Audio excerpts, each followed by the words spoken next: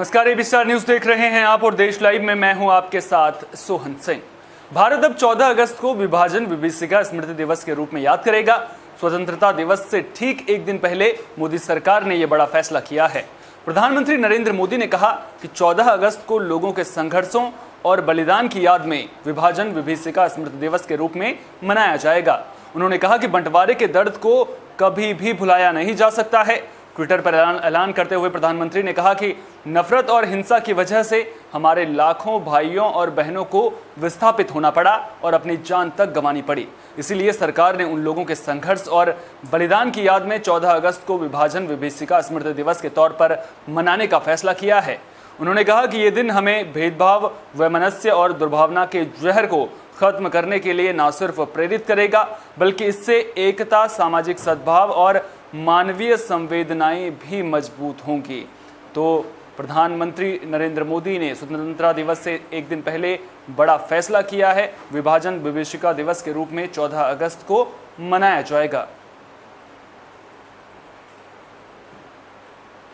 स्वतंत्रता दिवस के मद्देनजर लाल किले में कड़ी सुरक्षा व्यवस्था की गई है। सुरक्षा घेरे में एनएसजी सुरक्षा घेरे के लिए लगाए गए हैं। इसके अलावा स्नाइपर्स, स्वाट कमांडो, डॉग स्क्वाड और स्नाइपर्स की भी तैनाती की गई है। इन सभी को लाल किले के चारों ओर तैनात किया जाएगा। इस दौरान एक दूसरे से दूरी बनाए रखने जैसे मानदंडों का पालन करना जरूरी होगा, जैसा पिछले साल कोविड महामारी के मद्देनजर किया गया था। भारत का ओलंपिक दल 15 अगस्त को विशेष अतिथि के रूप में लाल किले पर मौजूद रहेगा। पुलिस ने कहा कि 350 से ज्यादा कैमरे लगाए गए हैं और लाल किला क्षेत्र और उसके आसपास स्थित 2 पुलिस नियंत्रण कक्षों के माध्यम से 24 घंटे उनकी फुटेज की मॉनिटरिंग की जा रही है। तो स्वतंत्रता दिवस के मद्देनजर तैयारियां चाक चौबंद नजर आ रही हैं। लाल किले पर सुरक्षा घेरा पुख्ता किया गया है। इतनी कड़ी सुरक्षा रहेगी कि परिंदा भी पर नहीं मार सकेगा।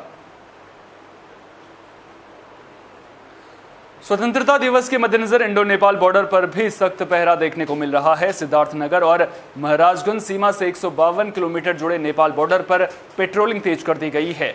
डॉग स्क्वाड से भी नेपाल से आने वाले सभी सामानों की जांच कराई जा रही है। इन दिनों नेपाल से आने वाली सभी नदियां उफान पर हैं। इसके बाद भी दुर्गम क्षेत्र में एसएसबी का सख्त पहरा देखने को मिल रहा है। भारतीय सुरक्षा एजेंसियों के आह्वान पर नेपाल की एजेंसियों ने भी अवैध आवाजाही रोकने के लिए पेट्रोलिंग तेज कर दी है। संदिग्धों पर विशेष नजर रखी जा रही है। सीमावर्ती जिला सिद्धार्थनगर भी नेपाल के साथ 68 किलोमीटर सीमा साझा करता है। दोनों जिलों की अंतर्राष्ट्रीय सीमा रेखा पूरी तरह खुली है। कहीं से कोई भी नो मैन्स लैंड पार कर एक दूसरे देश में प्रवेश कर सकता है। महाराजगंज जनपद में कोल्हुई से लेकर पथलहवा बॉर्डर तक एसएसबी के 17 बीओपी हैं, जहां से बॉर्डर की निगरानी की जा रही है। सुरक्षा एजेंसियों के लिए मुश्किल बात यह है कि स्थानीय लोगों में घुल मिल कर देश विरोधी तत्व प्रवेश कर सकते हैं। ऐसे में इस समय 24 घंटे पहरा तेज कर दिया गया है। तो इंडो नेपाल बॉर्डर पर सख्त पहरा देखने को मिल रहा है। तमाम इंतजामात किए गए हैं ताकि किसी भी तरह की जो अराजक तत्व होते हैं वो किसी भी तरह की आपराधिक वारदात को अंजाम ना दे सकें, आतंकवादी गतिविधि को अंजाम ना दे सकें। बीएसएफ और पाकिस्तान रेंजर्स ने पाकिस्तान के स्वतंत्रता दिवस के मौके पर अटारी वाघा सीमा पर मिठाइयों का आदान प्रदान किया। इस मौके पर बीएसएफ और पाक रेंजर्स के कई अधिकारी और जवान भी मौजूद थे। उल्लेखनीय है कि दोनों बीएसएफ और पाक रेंजर्स की ओर से विभिन्न अवसरों पर एक दूसरे को मिठाई देने की परंपरा है। हालांकि कई बार दोनों देशों के बीच तनाव पैदा होने से इस परंपरा में रुकावट भी आई है। साल 2019 में पुलवामा हमले के कारण दोनों देशों के बीच आई तल्खी के कारण मिठाई का आदान प्रदान नहीं हुआ था। इसके अलावा अटारी की ज्वाइंट चेक पोस्ट पर रिट्रीट सेरेमनी की भी परंपरा है। इस दौरान भारत माता की जय के गगनभेदी जयघोष हर तरफ गुंजायमान, वंदे मातरम और ढोल की थाप पर भारत माता की जय के नारे खूब गूंजते हैं। इस दौरान सीमा सुरक्षा बल के जवानों का जोश दिखता है। बेटिंग रिट्रीट सेरेमनी की शुरुआत साल 1959 में हुई थी। इसमें भारत से बीएसएफ के जवान और पाकिस्तान की ओर से पाक रेंजर्स शामिल होते हैं। दोनों देशों के हजारों लोग पहुंचते हैं और अपने जवानों का जोश बढ़ाने के लिए देशभक्ति के नारे लगाए जाते हैं। रिट्रीट सेरेमनी 156 सेकंड की होती है। इसके बाद दोनों देशों की सीमा के गेट फिर बंद कर दिए जाते हैं। हालांकि कई बार ऐसे मौके भी आए जब रिट्रीट सेरेमनी बंद हुई 1965 में भारत और पाकिस्तान के बीच युद्ध के दौरान रिट्रीट सेरेमनी को पहली बार रद्द कर दिया गया था। 1971 में भारत और पाक के बीच फिर युद्ध हुआ और बीटिंग रिट्रीट सेरेमनी को रद्द करना पड़ा था। 1999 में कारगिल युद्ध के दौरान भी रिट्रीट सेरेमनी को रद्द किया गया। दिसंबर 2014 को पाक की ओर से वाघा बॉर्डर पर हुए आत्मघाती हमले के बाद रिट्रीट सेरेमनी रद्द कर दी गई थी। सितंबर 2016 में उरी हमले के बाद भारत द्वारा की गई सर्जिकल स्ट्राइक के वक्त भी सेरेमनी को रद्द किया गया। 1 मार्च 2019 को पाकिस्तान की ओर से विंग कमांडर अभिनंदन की रिहाई के वक्त भी रिट्रीट सेरेमनी रद्द की गई थी। तो मिठाइयों का आदान प्रदान वाघा बॉर्डर पर देखने को मिला है, जहां पर पाक रेंजर्स और बीएसएफ के जवानों ने एक दूसरे को मिठाइयां बांटी हैं।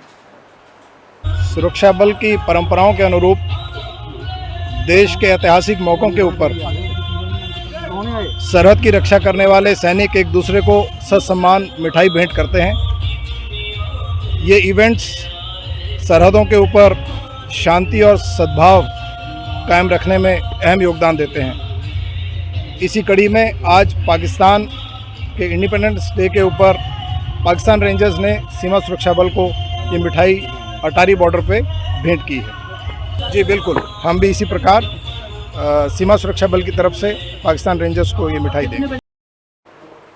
अफगानिस्तान में तेजी से तालिबान का कब्जा बढ़ने के साथ ही अमेरिका के राष्ट्रपति जो बाइडेन के प्रशासन ने शुक्रवार को 3000 और सैनिकों को काबुल हवाई अड्डे पर पहुंचाया ताकि वहां अमेरिकी दूतावास से अधिकारियों को निकालने में मदद मिल सके। वहीं हजारों और सैनिकों को इलाके में तैनाती के लिए भेजा गया है। अमेरिकी अधिकारियों की और कर्मियों को सुरक्षित निकासी के लिए सैनिकों की अस्थायी तैनाती के संकेत मिलता है कि तालिबान देश के बड़े हिस्से पर तेजी से कब्जा बढ़ाता जा रहा है। तालिबान ने शुक्रवार को अफगानिस्तान के दक्षिणी हिस्से में करीब पूरा कब्जा कर लिया है, जहां उसने 4 और प्रांतों की राजधानियों पर नियंत्रण हासिल कर लिया है। अमेरिका के सैनिकों की पूरी तरह वापसी से कुछ हफ्ते पहले तालिबान धीरे धीरे काबुल की ओर बढ़ रहा है। वहीं ब्रिटेन का रक्षा मंत्रालय अपने बाकी सैनिकों की सुरक्षित वापसी के लिए करीब 600 अतिरिक्त सैनिकों को अफगानिस्तान भेजेगा। सूत्रों के मुताबिक इसी तरह काबुल से कनाडाई कर्मियों की सुरक्षित निकासी के लिए कनाडा के विशेष बलों को भी तैनात किया जाएगा। पेंटागन के मुख्य प्रवक्ता जॉन किर्बी ने कहा कि 3 इन्फेंट्री बटालियनों को हवाई अड्डे पर पहुंचाने के साथ ही पेंटागन 3500 से 4000 सैनिकों को किसी भी स्थिति से निपटने के लिए तैयार रहने के लिहाज से कुवैत भेजेगा। उन्होंने कहा कि काबुल में जो 3000 सैनिक भेजे जा रहे हैं, उनके अतिरिक्त अगर जरूरत पड़ी तो उन्हें उक्त सैनिकों में से भेजा जाएगा।